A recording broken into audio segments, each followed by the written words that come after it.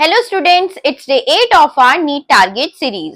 Last class में हमने ovary के स्ट्रक्चर और फंक्शन पढ़े थे। अब हम पढ़ेंगे एक्सेसरी डक्ट्स के बारे में।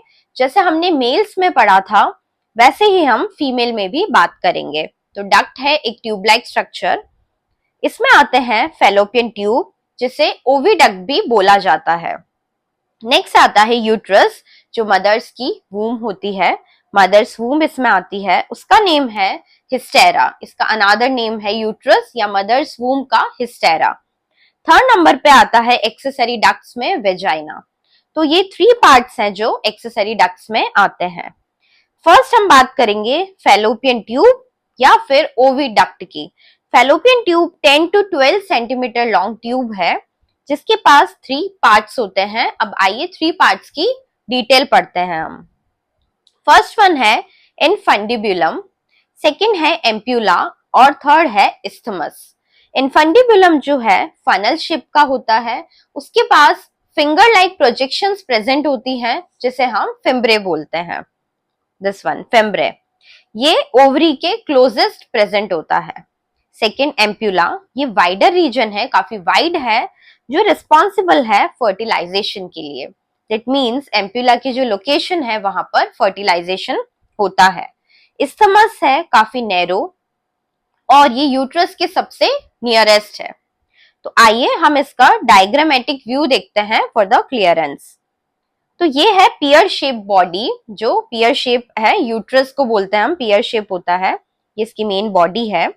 यूट्रस में 3 लेयर्स प्रेजेंट होती है।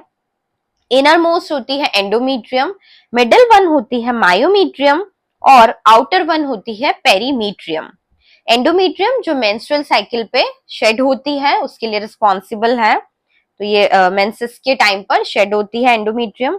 मायोमीट्रियम मिडिल लेयर है और पेरीमीट्रियम सबसे आउटर।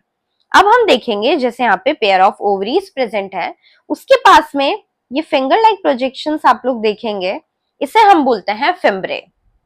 इसके पास प्रेजेंट है इनफंडिबुलम। हमने बात करी थी कि इनफंडिबुलम ओवरी के सबसे क्लोजेस्ट प्रेजेंट होता है। देन आता है सबसे wider region, that is ampulla, वहां फर्टिलाइजेशन अकर होता है। उसके बाद सबसे नैरो रीजन आता है जो यूट्रस के नियर बाय प्रेजेंट होता है, उसका नेम है इस्थमस। तो ये थे 3 main parts of fallopian tube. इसके बाद हम देखते हैं, ये 10 to 12 सेंटीमीटर लॉन्ग ट्यूब है, हमने देखा था अभी। देन आता है सर्विक्स, जो यूट्रस की ओपनिंग के लिए रिस्पॉन्सिबल होता है, और ये जो है पूरा, इसे बोलते हैं हम सर्वाइकल कैनाल। इसके बाद आता है वेजाइना, फीमेल वेजाइना। वेजाइना और सर्विक्स को कंक्लूड करके हम बोलते हैं बर्थ कैनाल, जो रिस्पॉन्सिबल है पार्चुरेशन के लिए, जो चाइल्ड बर्थ होता है, चाइल्ड डिलीवरी। तो वेजाइना प्लस सर्विक्स मिलके बनाते हैं बर्थ कैनाल, और सर्विक्स यूट्रस की ओपनिंग के बाद प्रेजेंट होता है, उसके लिए रिस्पॉन्सिबल रहता है। तो ये थे important parts of fallopian tube and uterus. Thank you and stay tuned.